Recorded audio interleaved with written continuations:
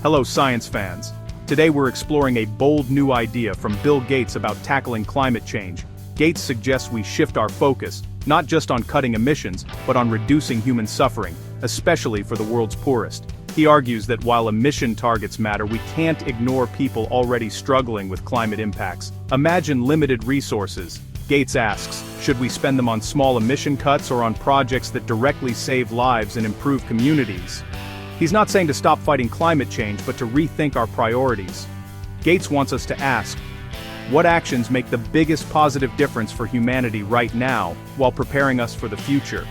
He's drawing a new road on our climate map, one that runs alongside cut emissions, called Improve Lives. By traveling both roads, Gates believes we'll reach a safer, more sustainable future faster. This idea challenges us all to rethink what it means to build a better world in the face of climate change. It's a conversation worth having.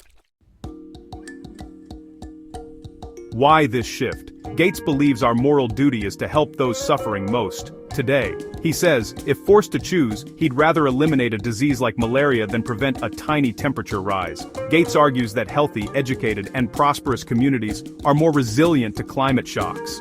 Investing in health and prosperity is like building a stronger house before the storm. With limited global aid, Gates questions if spending millions on tiny emission cuts is the best use of funds. He points to organizations like Gavi, which can save a life for just over $1,000. Gates believes the bar for funding should be high. Direct, life-saving impact matters. He's optimistic about solving climate change, but sees a disconnect. Rich countries cut foreign aid while focusing on emission targets. Gates urges a smarter, more strategic approach. Don't let climate doom distract us from the most effective ways to reduce suffering. It's not about giving up. It's about making every dollar count. Let's focus on what truly builds a better, more equitable world. Gates is a firm believer in innovation as our best tool for tackling climate change and human suffering. Clean energy costs have plummeted. Solar and wind are replacing fossil fuels worldwide. New technologies like AI are speeding up breakthroughs in batteries, solar panels, and energy grids. Innovation isn't just about gadgets, it's about practical solutions for real people. For developing countries, cheap solar panels and batteries mean villages can leapfrog to clean, local power. This leapfrog effect brings electricity, education, and health to communities, while cutting emissions. Science also delivers drought-resistant crops and new vaccines, building resilience and prosperity. By investing in these breakthroughs, we create a ripple effect. Healthier societies, lower emissions, and stronger futures. Gates's message: use human ingenuity to build a safer, better world for everyone. Innovation is our engine for change. How does helping people help the planet?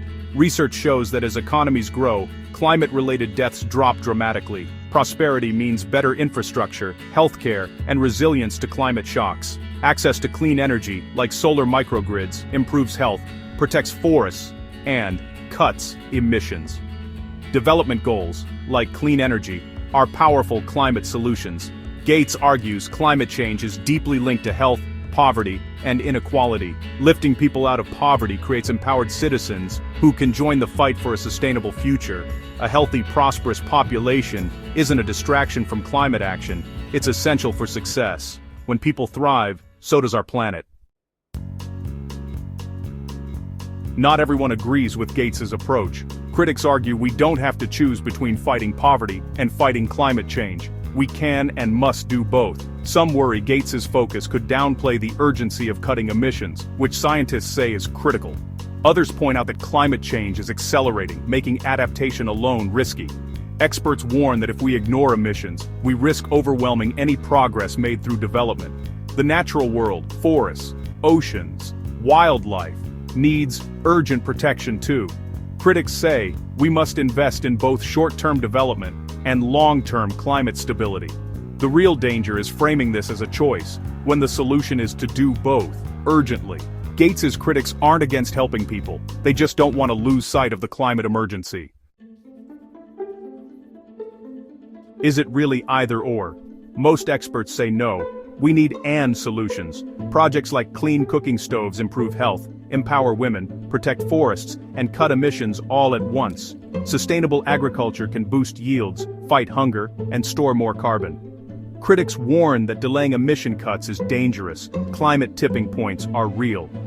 Gates's supporters argue that in a world of limited budgets, we must be rigorous and data-driven. The real challenge: make every dollar do the most good for both people and the planet. It's about efficiency, impact, and smart choices. The debate forces us to think bigger and act smarter.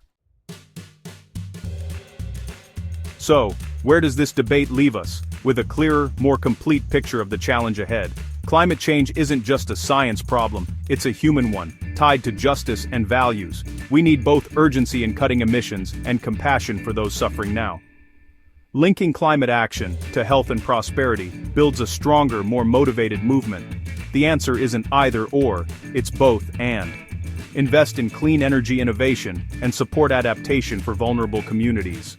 Use technology for humanity, not just for the planet. A healthy population and a stable climate go hand in hand. The path forward is integrated, urgent, and inclusive. Let's get to work. Together.